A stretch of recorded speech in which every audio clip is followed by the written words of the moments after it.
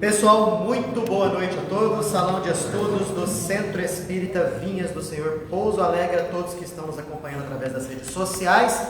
Sintam-se como se estivessem aqui conosco, presentes. Já de início, antes de nós iniciarmos o nosso estudo, novo livro hoje, é muito importante que nós realizemos aqueles momentos de prece. Então eu convido a todos que estão aqui presentes, que fechem os olhos, que relaxem o corpo, que busquem nesses momentos agora esquecerem as ocorrências do dia, as atividades desenvolvidas ou aquilo que pretendem fazer ao saírem da casa. E vamos focar o pensamento no agora, buscando sentir o local onde nós nos encontramos, buscando captar a energia positiva dos nossos benfeitores espirituais, já que quando nós aqui entramos, eles nos recebem com carinho, já nos dando o primeiro passe ao aqui adentrarmos. E vamos ficar felizes com a oportunidade de aprendermos. Vamos agradecer a Deus a oportunidade do aprendizado superior. Aprendizado que liberta. Aprendizado que expande os nossos horizontes. Aprendizado que nos faz enxergar melhor a vida, as pessoas que estão ao nosso redor e quem realmente nós somos. Aprendizado que clareia o que devemos fazer aqui e nos mostra o objetivo glorioso no futuro, que se desenha a todos nós. Então é com esse tipo de pensamento, de gratidão ao nosso Criador, e de alegria por nos encontrarmos aqui, que damos por iniciada a reunião dessa noite, que assim seja. Hoje, nos próximos meses, nós daremos início, continuaremos e finalizaremos o livro Libertação. Se eu pegar aqui o livro Libertação, é o primeiro, segundo, terceiro, quarto, quinto, sexto, sétimo livro da obra de André Luiz. Esse livro aqui, a primeira edição que eu tenho aqui, é do ano de 1949, pela Federação Espírita Brasileira. 49, gente. Olha só quantos anos, hein? 70 e... Quase 75 anos, né? 75 anos. E atualíssimo, como nunca. Inclusive o que eu tenho aqui presentemente em mãos, o livro da minha mãe, para variar, né? Só tenho livros dela. Comprou em 28 de dezembro de 1996. Aí, dona Solange, vai fazer 30 anos. O livro está aqui comigo e já virou meu. Nós vamos iniciar esse estudo. Herança. E não vou devolver mais. 20 capítulos, 21 aliás, que eu conto sempre a parte do prefácio, que normalmente quem faz é Emmanuel. O que fala esse livro Libertação? Basicamente, esse livro fala a respeito das organizações trevosas, do modo de ação dessas organizações e como as forças do bem combatem esses nossos irmãos momentaneamente desviados do bom caminho. É um livro fantástico, como todos da Lavra de André Luiz, e quem não tem o livro, eu recomendo tê-lo, a fim de que antes do estudo acontecer, vocês já possam ler o capítulo ou os capítulos nas suas casas, para que possam vir aqui já com o conhecimento do capítulo, para que a gente possa debatê-lo, para que a gente possa comentá-lo, e assim a gente vai lucrar bastante, todos nós, nesse processo de aprendizado. Bom, como é de costume, vocês podem me interromper para fazer os seus comentários, as suas observações, desde que fiquem focados no assunto que a gente vai estar comentando. Ok? Que seja algo dinâmico e que não fique somente eu falando aqui na frente, porque senão fica demasiadamente cansativo.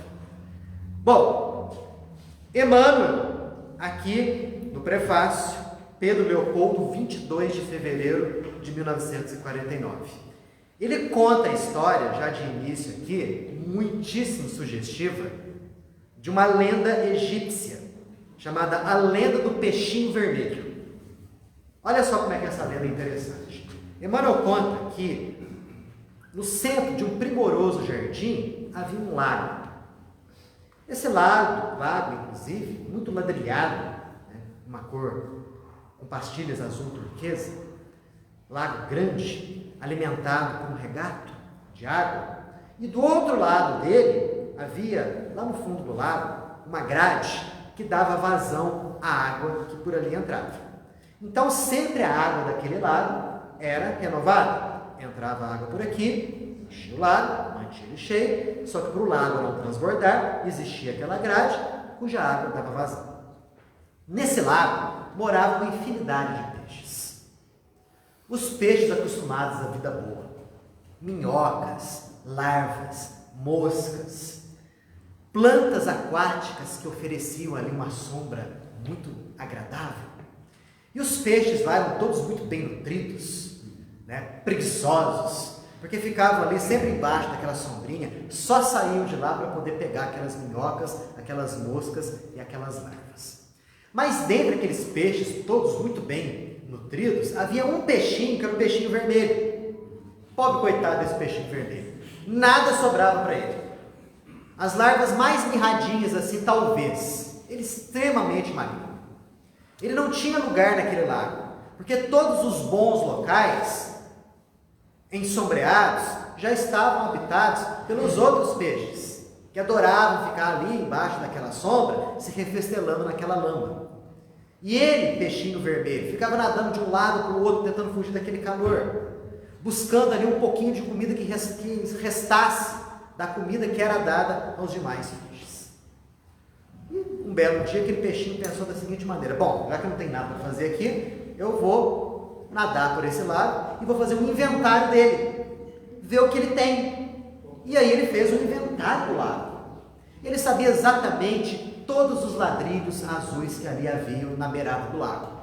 Sabia exatamente os buraquinhos e as fendas, as rachaduras de cada um deles.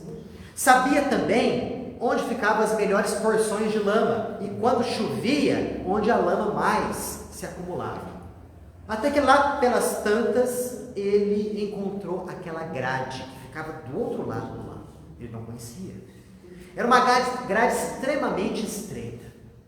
E aí ele parou em frente daquela grade e pensou: o que será que existe depois dela? Olhou para trás, viu que ninguém ali dava a mínima bola para ele, ele era um rejeitado, falou: quer saber de uma coisa? Vou arriscar. E mesmo muito magrinho, ele se infiltrou por entre aquelas grades muito estreitas, perdeu ali algumas escamas, mas conseguiu sair. E caiu num outro regato. E foi nadando. E ali ele viu coisas que não via naquele lago.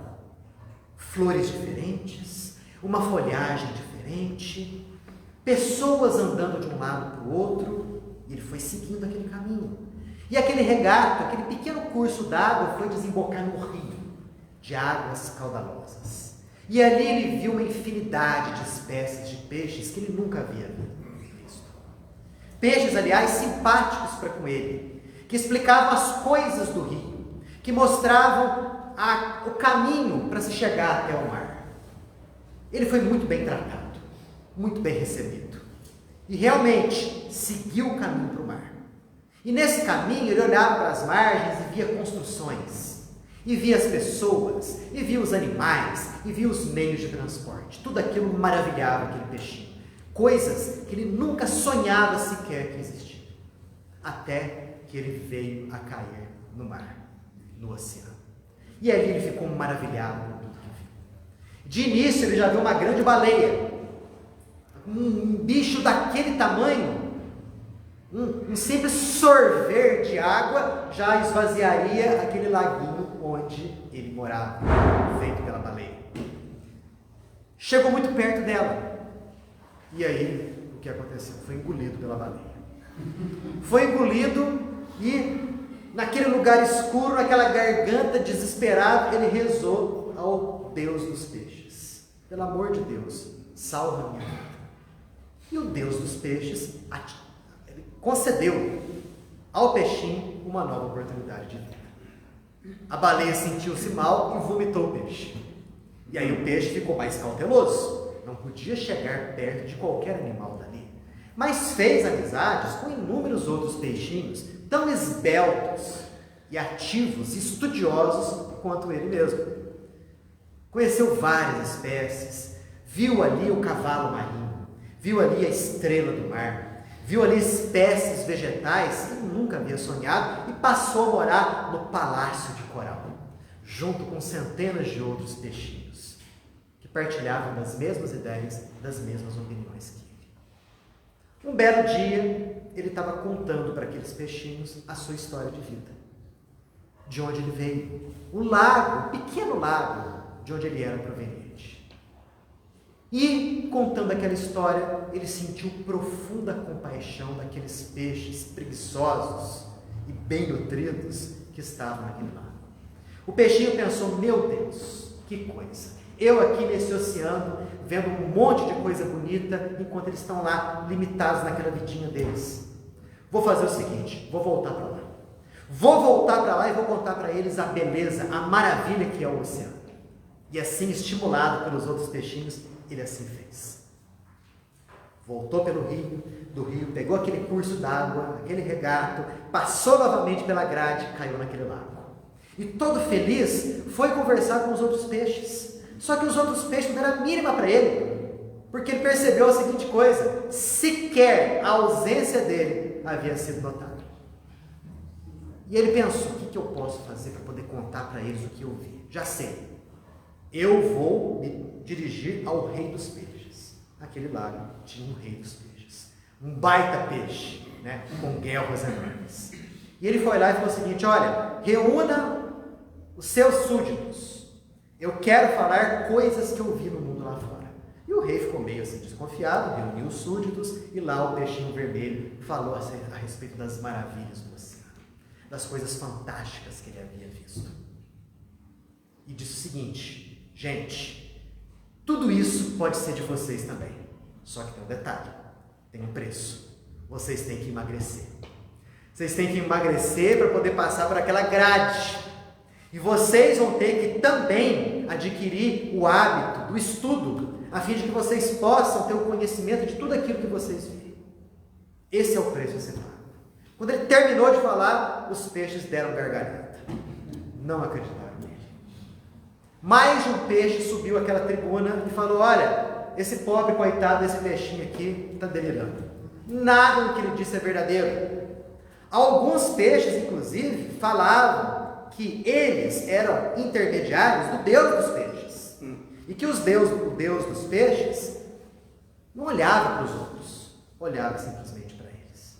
Que aquilo que o peixinho vermelho tinha falado era fruto de um delírio. E ele ficou muito triste com aquilo. Ficou muito triste. O rei dos peixes acompanhou ele até a grade, colocou a guerra dele assim e falou o seguinte: olha, eu mal passo por aqui, vai embora daqui, deixa a gente em paz. E o peixinho vermelho foi. Voltou para o palácio de coral. E os anos foram passando. Um belo dia, uma grande seca aconteceu. O oceano, obviamente, não ia ficar seco, mas aquele pequeno lago de águas pouco profundas, com aquela estiagem longa, acabou secando. E os peixes, antes bem nutridos, preguiçosos, acabaram morrendo na lama. Essa é a lenda do peixinho vermelho. E Emmanuel termina falando o seguinte: olha, André Luiz é a semelhança desse peixinho vermelho.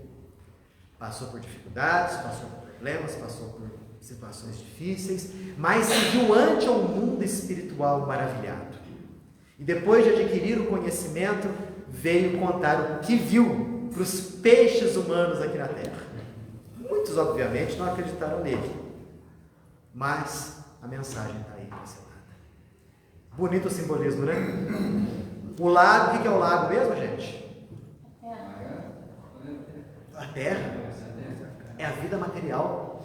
Aqueles peixes que viviam lá, todos preguiçosos, sabe? E somente buscando se alimentar e dormir. Somos nós.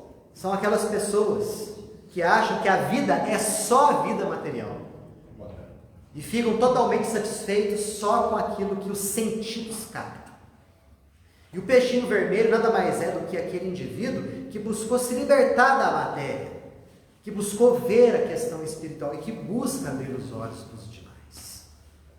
Então que nós sejamos a semelhança desse peixinho vermelho. Que nós abandonemos de vez a história de sermos esses peixes que buscam ficar só no comodismo da vida material. Porque um dia chega o sofrimento para poder despertarmos frente às realidades da vida. Ok? Perguntas? Essa história do peixinho veio lembrar aquele peixinho Nemo. É, mais ou menos isso daí. Mais ou menos. Fala. Daniel, eu sempre gostei de fábula e lema. Sempre gostei. Porque todas elas têm uma moral da história. Sim. E é uma moral mesmo. Sim, Literalmente moral. E esse peixinho, essa lenda é uma gracinha, né? Esse peixinho, ele fez tudo por aquela comunidade para melhorar a comunidade, assim como ele estava se melhorando. Então, livre-arbítrio. Exatamente. Não quiseram. Então, ele falou, eu quero isso para mim. Isso aí é a imagem que a lenda passa para a gente, né? Na minha cabeça, eu coloquei aquela fenda estreitinha como se fosse a porta estreita. Exato, que Jesus fala, né? A porta estreita, que tem dificuldade para passar. Mas ele quis aquilo para ele. Tentou colocar isso lá para a comunidade dele, não aceitaram, ele respeitou e foi embora. Porque o livre-arbítrio, ninguém muda ninguém por decreto. Sim. No caso dele, ele tentou, mas Sim. também foi embora porque ele quis aquilo para ele como os outros não quiseram. Perfeito. Não é? Então, o espiritismo está embutido aqui. Exatamente. É uma lenda egípcia, antiquíssima. É o mito da caverna também. Sim, de Platão, exato. Né? Encaixa bem aqui o mito da caverna. Perfeito, maravilha. São modos diferentes de ensinar a mesma verdade. Né? Mas naquela época, os egípcios já conheciam o peixinho vermelho. Naquela época, os egípcios já tinham um profundo Era um outro peixinho. Profundo conhecimento da realidade espiritual. O livro dos mortos, dos egípcios antigos, nada mais é do que um jeito do indivíduo se comportar e proceder sendo além-túmulo. Fala-se inclusive do julgamento da alma, daquela alma que é mais pesada, né, do que a pena que é ali colocada e que vai para regiões de sofrimento, e aquela alma que consegue a glória de morar, habitar junto ao Deus máximo deles. Daniel, Então, os egípcios foram uma das nações que foram degradadas de Capela também. Os egípcios, exato, dos grupos degradados de Capela, o mais avançado em termos espirituais, que tinham menos débitos, eram os egípcios. Tanto que eles vieram, ficaram aqui alguns séculos, cumpriram o que tinham que cumprir, voltaram para casa. Ok? Vamos lá, capítulo 1, ouvindo elucidações. Eu não sei se vai dar para a gente falar a respeito dele inteiro, um capítulo um pouco mais prolongado. Não vou adotar aquele hábito de ler tudo. Vou pegar, puxar somente aquilo que é mais interessante, para que a gente possa comentar. Onde que acontece esse primeiro capítulo? Acontece num salão de palestras lá na cidade de Nosso Lar. Quem está fazendo a palestra? Um ministro Flacos. Ministro Nosso Lar tem 6 ministérios. Cada ministério tem 12 ministros. Então tem 72 ministros lá em Nosso Lar. Flacos é um desses aqui. E André Luiz comenta que naquele salão não estava lotado, somente algumas dezenas de companheiros junto dele ali, estavam ali esperando a palestra do ministro. Poderiam perguntar à vontade, dentro do assunto, é o que a gente pede aqui, inclusive, e guardar todas as informações compatíveis com o novo trabalho. Ou seja, qual que era a função do ministro Fláquio ali? Falar alguma coisa a respeito de um determinado assunto que tinha a ver com o trabalho que aquele pessoal ali ia desenvolver dali a pouco. E André Luiz comenta, até aquele momento, ele, André Luiz, só tinha ouvido falar a respeito de organizações das trevas. Que ele fala aqui, organizações coloniais purgatoriais. Até aquele momento, André Luiz só havia ouvido falar daquilo ali. Perfeitamente organizadas para o trabalho expiatório. Ou seja, organizadas no processo da luta expiatória. A que se destinam? Arrebanhando milhares de criaturas arregimentadas, arraigadas no mal.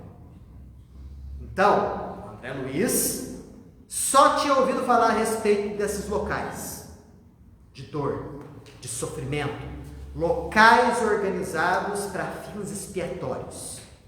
Mas a partir dali, daquele momento, ele estava sendo preparado para acompanhar um instrutor chamado Gubbio, que seria o instrutor dele, André Luiz, em visita a uma dessas grandes comunidades localizadas no plano espiritual inferior. Então o objetivo dele era aprender. Ele era um candidato, como os outros, ao serviço de socorro aos irmãos ignorantes, atormentados nas trevas. Processo preparatório. Viram como que acontece a coisa no mundo espiritual? Lá no mundo espiritual é assim. Não é bem assim, gente, vamos para as trevas ajudar o pessoal? Vamos! Não é nada disso. Existe todo um trabalho ali.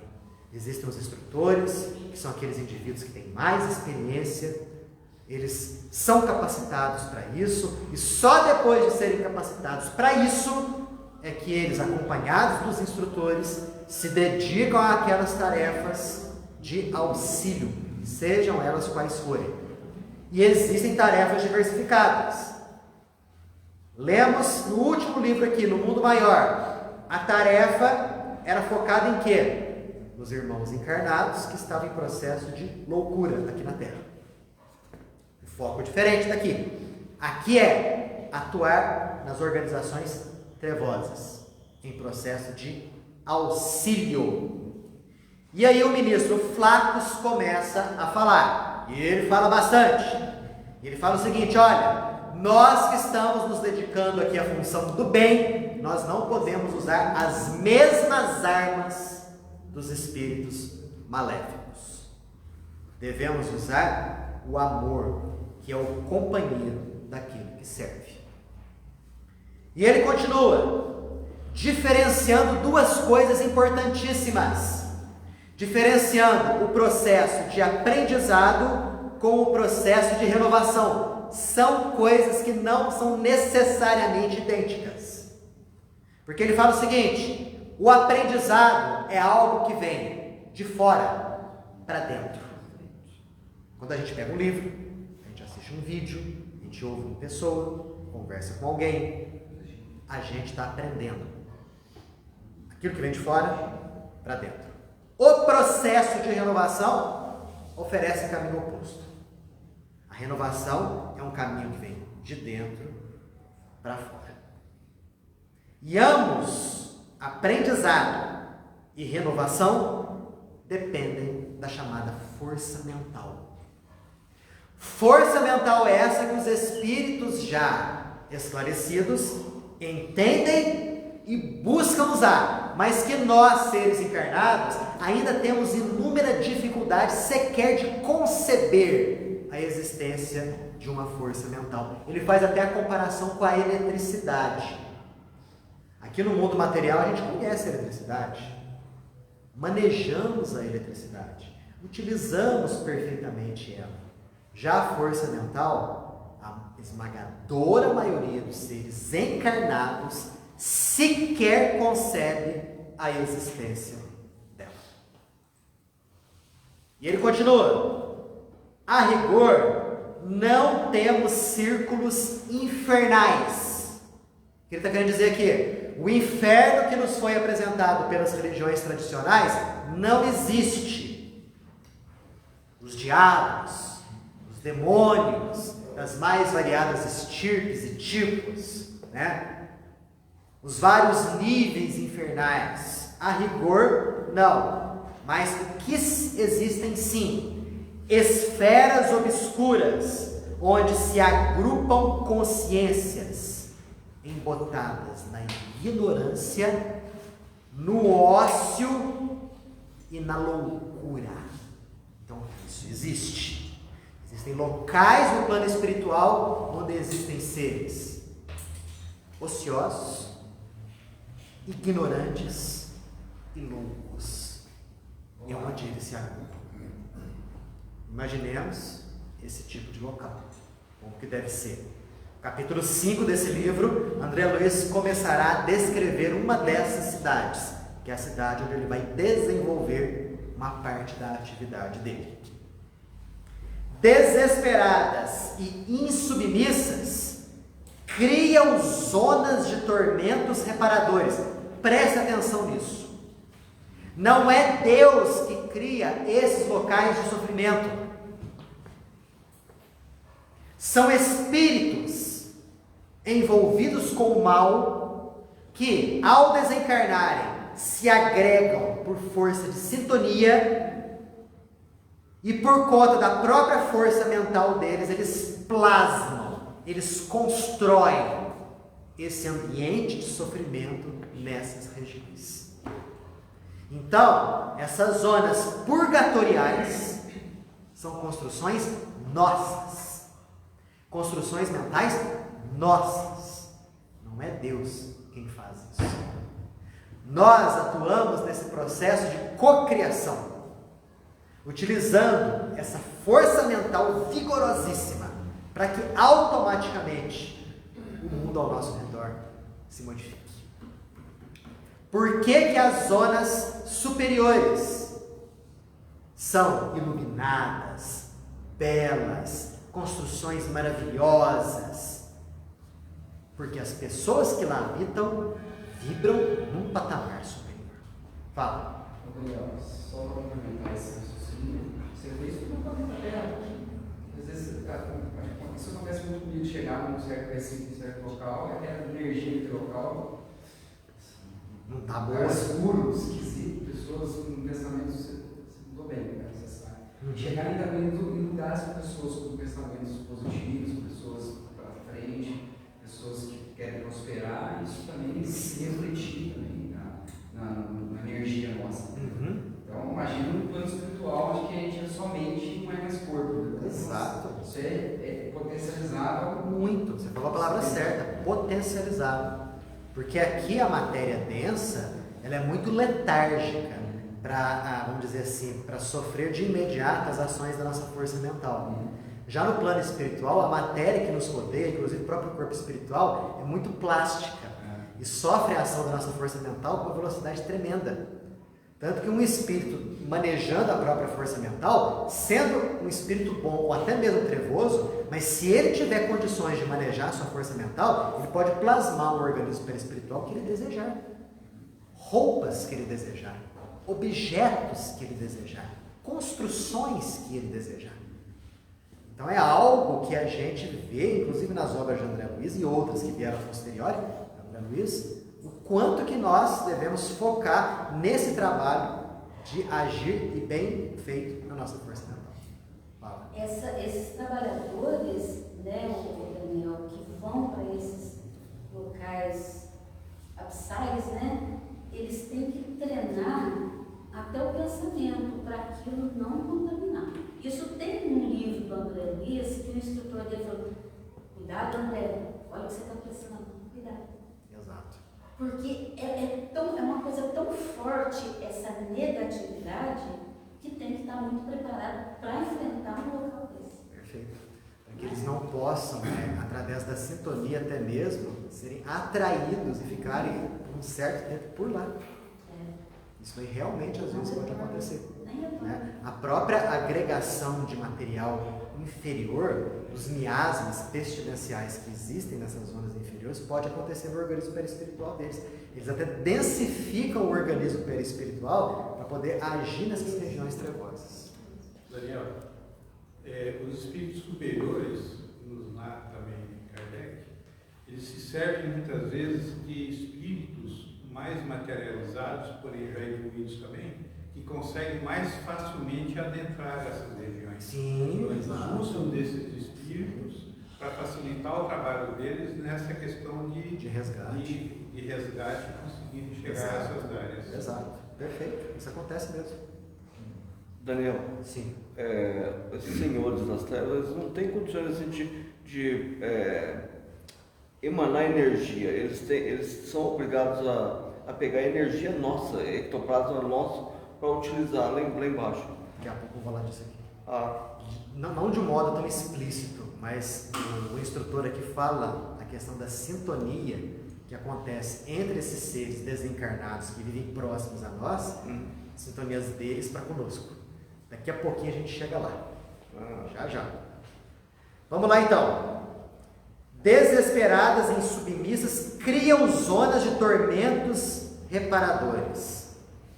Olha o que ele fala agora. Semelhantes criaturas não se regeneram à custa de palavras. Então não adianta a gente chegar lá com um discurso bonito. Isso não os regenera. Necessitam de amparo eficiente que lhes modifique o tom vibratório, a fim de que se lhes eleve o modo de sentir e o modo de pensar. Então olha só, esses seres endurecidos das trevas, eles não são renovados à custa da palavra. São renovados à custa do quê? exemplo, Do quê? das atitudes. Do sentimento. É isso que promove o processo de renovação deles. Esses seres empedernidos na busca do mal. E aí ele fala o seguinte: tanto que na terra, entre os encarnados, pessoas para ensinarem coisas materiais existem aos pencas, aos montes, em todas as áreas, das artes, da ciência, da política. Ele dá vários exemplos aqui, eu não vou citar aqui com detalhes. Péricles, Alexandre o Conquistador, Augusto o Divino, Constantino, Napoleão, Pasteur. Então aqui ele coloca pessoas que agiram aqui na Terra em determinadas áreas, buscando ensinar alguma coisa. O que a gente precisa aqui na Terra, o instrutor fala: reclamamos na atualidade quem ajude o pensamento do homem na direção do alto. Então os benfeitores espirituais querem que nós, que temos algum pouquinho de conhecimento, possamos ajudar os nossos irmãos, aqueles que estão ao nosso redor, a sintonizar o pensamento deles com o alto, com as fontes superiores de vida, com ensinamentos elevados. É disso que os nossos benfeitores estão precisando nos dias atuais. E por quê? Porque permanecemos diante de um mundo civilizado na superfície. Concordam com ele, gente? Concorda ou não concorda? Correto. Sim. Ele dá até o exemplo. O homem de Neandertal matava o seu companheiro a golpes de pedra. Hoje, a gente usa um fuzil. Hoje nós apertamos um botão, explode uma bomba em algum lugar.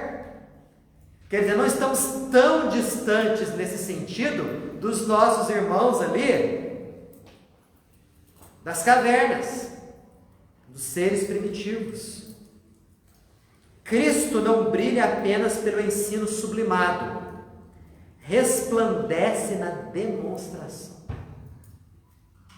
Em companhia dele, é indispensável mantenhamos a coragem de amparar e salvar, descendo aos recessos do abismo. Olha só nós na condição de espíritas que nós somos. A importância que tem um ensinamento como esse daqui. Porque conhecimento é muito fácil a gente obter. Você abre um livro, você lê, você ganha esse conhecimento. Lembram? De fora para dentro. Isso é bom? Muito. Mas o que nós precisamos, até mesmo para ajudar o nosso semelhante, é fazer com que aquele conhecimento possa ser exemplificado em ações, em atitudes.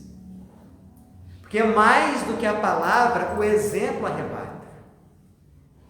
E nós, que morejamos aí na doutrina dos Espíritos, nós somos vistos e analisados por aqueles que estão ao nosso redor.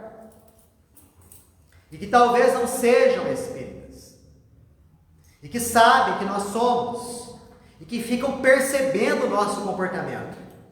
A nossa maneira de agir, a nossa maneira de pensar, o modo nosso de se comportar. É isso que faz com que, por exemplo, eles, passando por um momento difícil, venham nos procurar. Isso já aconteceu com muita gente aqui, não é? Muitos já serviram aqui de apoio para pessoas que estavam passando por momentos difíceis. E por que vocês acham que essas pessoas buscaram vocês? Pelo conhecimento que vocês apresentaram a elas. Mas talvez principalmente pelo esforço no comportar mediante aqueles ensinamentos. Isso é que atrai aqueles que sofrem, aqueles que precisam. É o exemplo. Então, quanto mais a gente se esforça nesse processo de sublimação, mais nós nos tornamos ponto de apoio dentro das nossas dificuldades, das nossas limitações, das nossas imperfeições, sim, mas mais nós nos colocamos tal qual um porto seguro para muitos que vibram, talvez em condição inferior a nós. Olhem bem a nossa responsabilidade. Os nossos benfeitores contam com o nosso auxílio. Ai, mas eu sou inferior. Claro que você é inferior. Tu mora num planeta de provas e expiações. Queria ser superior? Não dá. Portanto, o que a gente tem que fazer aqui é, dentro das nossas limitações, buscar agir da melhor maneira possível. É isso que o Cristo pede para nós, sermos trabalhadores e não santos. O processo de santificação é lento, gasta milênios. Agora, ter boa vontade e querer ajudar é algo que todo mundo aqui pode. Nos limites da tua possibilidade, você pode fazer isso. Certo? Comentários? Daniel, sim. Eu não sei se você já viu aquele youtuber, eu acho que ele é espírita, Saulo Calderon. Ele tem vários o Saulo, ele faz projeções astrais. Isso, ele sai do corpo. Não sei se ele é espírita, ele é vinculado ao movimento espiritualista. Mas ele fala muito das trevas, com o umbral, de tudo, é bem faz projeções. O Wagner Borges também. Wagner Borges também. Ele é um dos papas, entre aspas, aí, do processo de desdobramento astral. Né? São mais vinculados ao movimento espiritualista. Né? Mas compensa a gente assistir, né? Ouvir. Os relatos deles são muito interessantes. Inclusive o Wagner ele tem muita ligação com Umbanda também. Sim, tem. São canais interessantes a gente assistir. Muito interessante. Tanto o Saulo quanto o Wagner. Vamos lá então. Olha aí. Nos campos da crosta planetária, queda-se a inteligência qual se for anestesiada por narcóticos da ilusão. Qual a função nossa? Auxiliá-la a sentir e reconhecer que o Espírito está em tudo. Olha uma das coisas que o Espiritismo fala e nos mostra. Tudo é manifestação espiritual. A tua inteligência é manifestação sua, espírito. Os teus sentimentos são manifestações tuas, espírito. As construções que nós temos nada mais são do que a materialização de algo que já foi concebido pelo Espírito. É que é tudo de dentro para fora. Tudo é de dentro para fora. Então não dá para você separar assim a carne do Espírito, porque a própria carne, ela se mantém coesa pela força espiritual.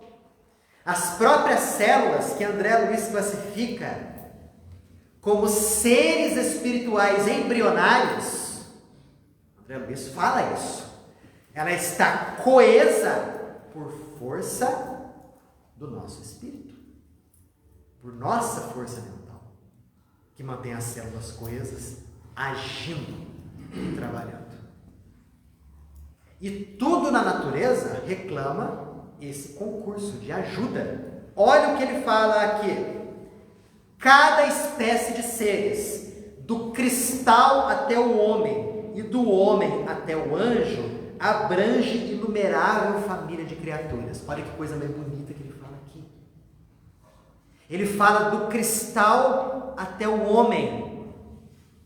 Então, onde que o Espírito começa a sua manifestação na matéria? Nos cristais. É onde ele aprende a organização das formas. Sabe o teu esqueleto hoje? Nada mais é do que uma resultante de processos multimilenários de repetição de experiências, quando nós estagiamos lá no reino dos cristais. Nossa, Daniel, mas quanto tempo isso? Pode colocar milhões de anos aí nessa conta. Já é o princípio inteligente? Já é o princípio inteligente, ainda obviamente embrionário, sem ter consciência de si próprio, mas a chamada mônada espiritual ali se encontra. É o que diz, não sei se foi o Camille Flammarion que fala isso, né? Ou se foi o próprio Leon Denis, o espírito dorme no mineral, Leon Denis, agita-se no vegetal, é isso mesmo? Ou desperta. Sonha no animal, não, sonha no vegetal, agita-se no animal, desperta no homem e vive no anjo. Então é tudo uma cadeia, onde os membros, uns dependem dos outros. E ele fala isso daqui: quem avança, demora-se em ligação com quem está na esfera próxima. Ele diz aqui que o vegetal, ele depende do império mineral, da terra, para poder se sustentar. Os animais, eles aproveitam o vegetal em processo de alimentação. E os homens precisam tanto dos vegetais quanto dos animais. Na alimentação. Em tudo, se você for ver, precisamos, basicamente. Então, os diversos reinos são solidários. A própria questão da natureza nos dá noções de fraternidade. Tudo ser vivente. Todo ser vivente. Uns dependem dos outros. Então, aqueles que avançam, eles não avançam olhando só para frente. Eles estendem as mãos àqueles que estão na retaguarda. E já passaram. Porque já passaram por aquilo. Por que vocês acham que Jesus tinha aquele conhecimento avançadíssimo? Aliás, tinha não, tem. Porque ele já passou pelas mesmas situações que nós estamos momentaneamente passando agora. E ele sabe o caminho a ser seguido. E ele não ficou lá nas regiões resplandecentes do astral superior. Ele veio estender as mãos, mostrando o caminho do Evangelho. O aluno Dutra falou esses dias sobre isso. Você já está passando uma situação, Cristo já passou. Então, quando você recorre a ele vai saber o que ele já passou, ele vai saber te orientar. Isso é na infinidade de milhões de situações, ele sabe tudo. Se você for ver, olha só, do homem primitivo, o homem das cavernas, que resvalava lá na brutalidade, ao anjo, imagina a quantidade de posições intermediárias que existem de um extremo até o outro. Incontáveis. Incontáveis.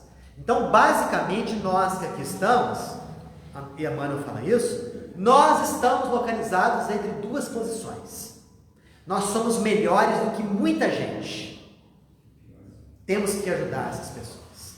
Mas nós somos piores do que muita gente, né? E esses que estão à nossa frente, vêm nos ajudar, vêm nos auxiliar. Tem que deixar ser ajudado por eles. Temos que deixar ser ajudados por eles, a fim de que nesse processo aí, a evolução possa acontecer. E nós, dentro das nossas possibilidades, ajudamos aqueles que estão na nossa retaguarda. Olha que coisa mais bonita. Isso é solidariedade. Isso é fraternidade. Uma das leis do universo. Aí ele começa. Isso na matéria. Cristal, animal, vegetal, blá, blá, blá, blá, blá, blá. Mas, para lá das fronteiras sensoriais do ser humano, começa vasto império espiritual. Aí se agitam milhões de espíritos imperfeitos que partilham a sua existência com os homens encarnados, em condições de habitabilidade na crosta do mundo. Aí, quando a gente fala em mundo espiritual, em umbral, qual que é a ideia que normalmente nós temos? Umbral, até olha para cima, né? Mundos espirituais, tal. Onde começa o umbral, gente? Na Terra. O umbral começa aqui na Terra. Nós encarnados, podemos dizer, habitamos zonas umbralinas. O umbral começa da ponta do nosso nariz em diante. Eu sempre falo, eu estou com o pé no umbral. Exato. Uns dois. Os dois. Estamos em zonas umbralinas. Só que nós não acessamos essa informação. Porque o nosso escafandro de carne, ele permite somente, através dos sentidos, que nós abordemos um número limitado de vibrações. Então a gente só enxerga, a gente só ouve um número limitado de vibrações. O que é o médium? O médium é aquele sujeito que consegue alcançar um número um pouco maior de vibrações. Ele consegue enxergar, ouvir e sentir coisas que a maioria não consegue. Mas são coisas que existem. São coisas que estão o quê?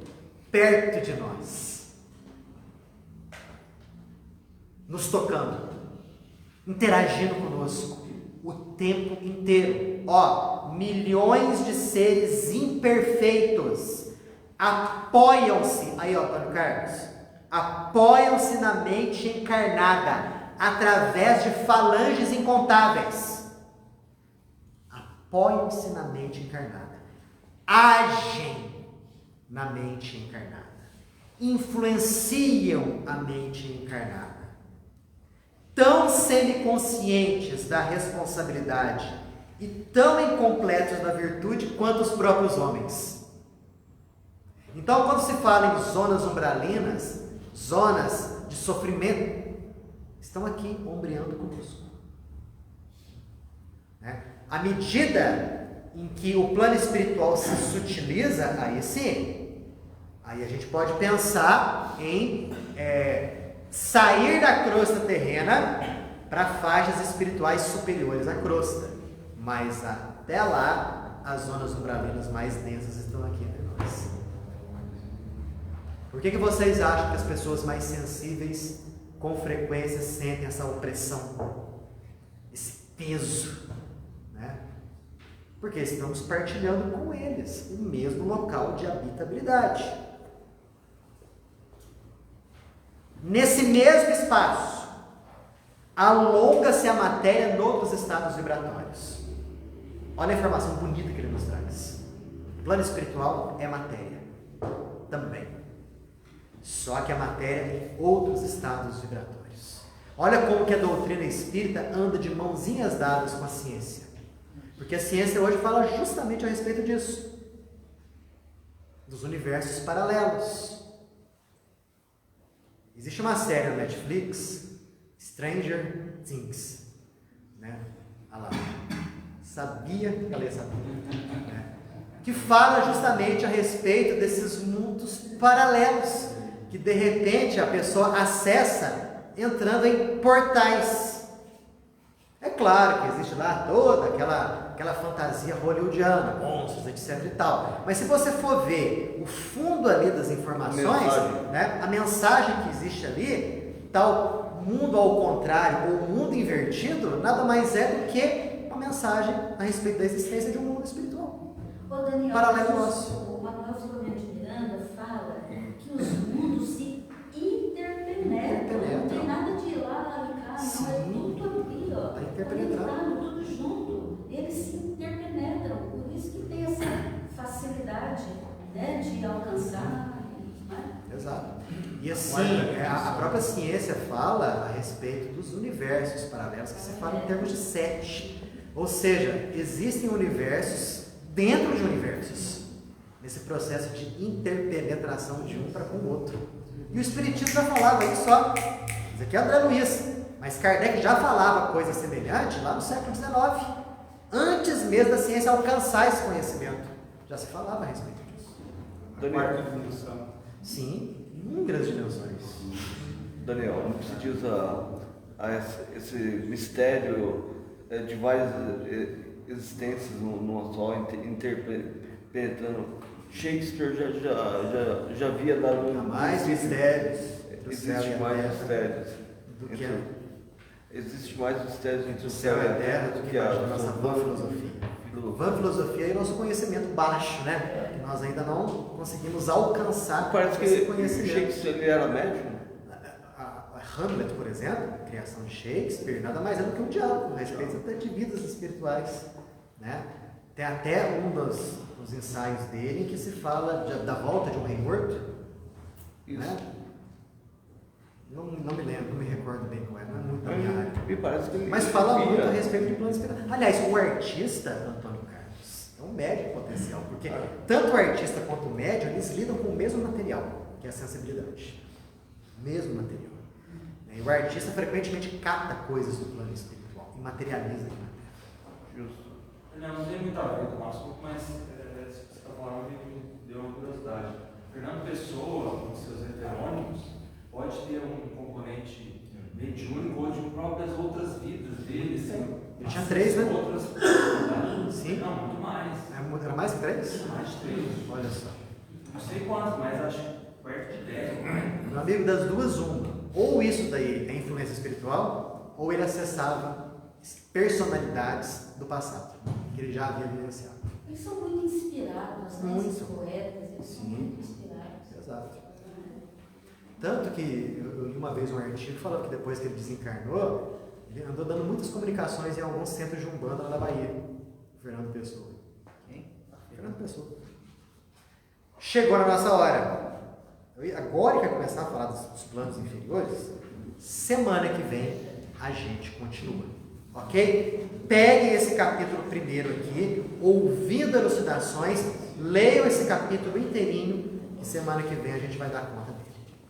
Ok?